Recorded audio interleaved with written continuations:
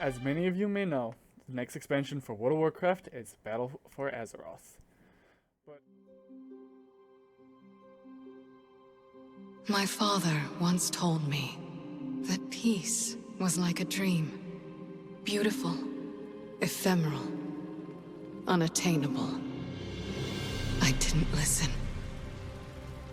No one listened. We've made kindling from our suffering. Stirred the embers of resentment. Just waiting for a single spark to set the whole world aflame. But a lot of people have been asking, why are we at war? Last I knew, we were working together to fight off and end the Legion. Why would we be fighting each other? Alright, let's start with the truce. Back in Mist of Pandaria, history is made when Varian took the Lance forces and left Orgrimmar with a truce with the Horde. The troops in Karazhan Wilds stopped fighting and began to head home. The Blood Elves and the Kirin Tor left the Isle of Thunder. The major war campaigns came to an end. Then there was the trial of Garrosh that led to the events of Warlords. People look at this as a sign that the Horde and Alliance were now working together and no longer fighting each other.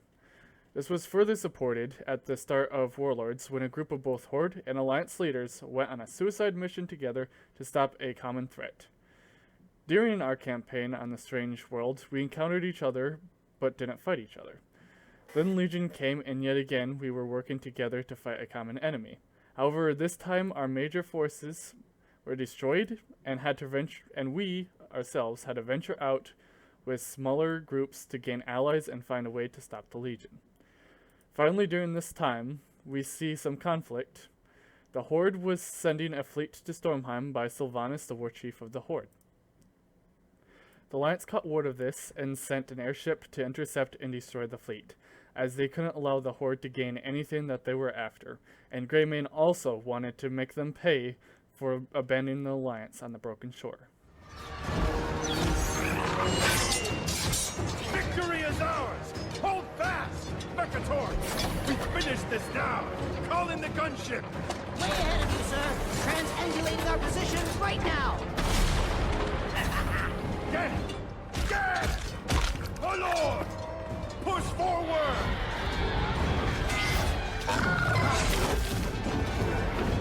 And get Windrunner's archers to clear the skies!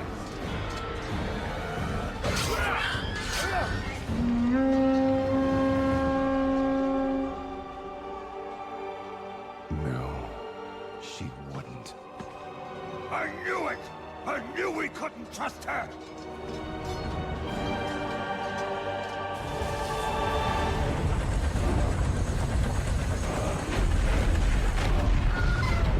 Without the Horde, we'll be overrun! We must retreat! Get everyone to the gunship. Everyone, fall back! Besides some fighting inland on a very small scale, there hasn't been very much else of this fighting, and it seems more of a grudge match between the Forsaken and Undead, as they've been fighting longer and harder than most other races. Thus, why are both factions all of a sudden fighting in a full-scale war? One that hasn't been seen since the reign of Garrosh, but this time it is possibly even worse as both factions seem fully behind this war. Well, here's why. The quote-unquote peace that we have been seeing isn't actually peace. Varian said it best during the events of Landfall. There is always fighting. Skirmishes between the Horde and the Alliance appear everywhere. All-out war stopped between the faction, so there was not always building up armies to throw at each other so they can get eventual victory, but skirmishes still happen. During the events of Warlords, we didn't fight each other, but not because of a forced peace, but because of our oh-so-smart and all-powerful commanders realized that while in the heart of an enemy world, that if we started dividing forces to fight one another, nothing will be gained except certain defeat. Beyond that, people at home in Azeroth have been healing from the prior war, so we did what we could with the Iron Horde, and that's about all we had the resources to do. War would quite literally be impossible. Then we come to Legion. We learned of the Burning Legion, and the faction scrambled to get their armies together, and then sent them to the Broken Isles to try and stop the Legion before they got traction. This, yet again, was mistaken as a Horde and alliance. And in all essence it was, but it wasn't some master plan that required lots of teamwork. Both factions recruited a force and met up at the Broken Shores to attack together. Thus, when the Horde pulled out, an alliance were left with their pants down, and their king sacrificing himself to save the remaining forces, it is no surprise that such resentment was high. During Legion, we seemed to work together without borders, and as true as that is, keep in mind it wasn't the factions that were working together. It was the classes, the order halls, that were working together to end the Legion. The Horde and Alliance during this time has only been working on fighting each other. Both factions took major hits at the Broken Shore, and their armies dwindled in size afterwards. What they were able to remake ended up fighting and destroying each other in Stormheim. Now that the Legion has been defeated, the members of the Order Halls return to their homes and their initial allegiances. Along with both factions now having time to regrow and regain their full mights and no other distractions, both leaders are looking to end the fighting in the only way they know how: war. Ours is a cycle of hatred. Alliances forged and broken. We have paid the price for sharing this world. And we have forgotten what makes us strong.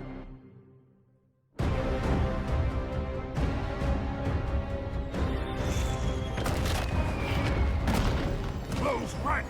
Advance has won! Lordaeron will be ours! My king, we have her cornered.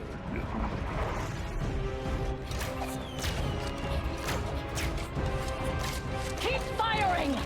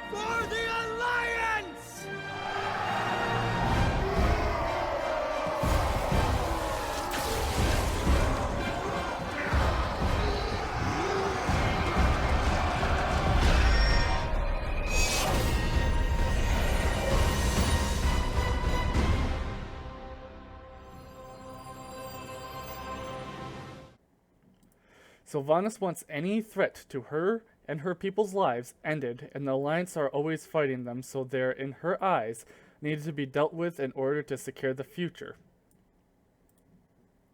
The Alliance, on the other hand, have always held resentment to the Horde, going more than 35 years deep. Along with the recent events, they are tired of having to deal with the Horde and are trying to finish what they think the Horde started. This doesn't even include what happened with Dalaran and Jaina. With her being one of the major leaders of the humans, she has major influence and push for war. Anduin may still want peace, though he has learned that fighting is inevitable, along with two other major human leaders, Jaina and Greymane, pushing for war. It's easy to see why they're both fighting for the whole of Azeroth. But that's just my thoughts, though. I want to know what you guys think. I know Noble, for one, doesn't see much of a reason for the conflicts. So I thought I'd put my 2 cents out there. Comment below if I'm just a stupid small channel who doesn't know anything. Or do you think that I bring up a fair point to how this makes sense? I genuinely want to know what you think. And what do you think this will lead into? Some people are saying this is going to be an inverse Mr. Pandaria, which I'm under that opinion as well. I'm BloodMite99, and this has been what I want to try to be a series of lore videos going over the next WoW expansion.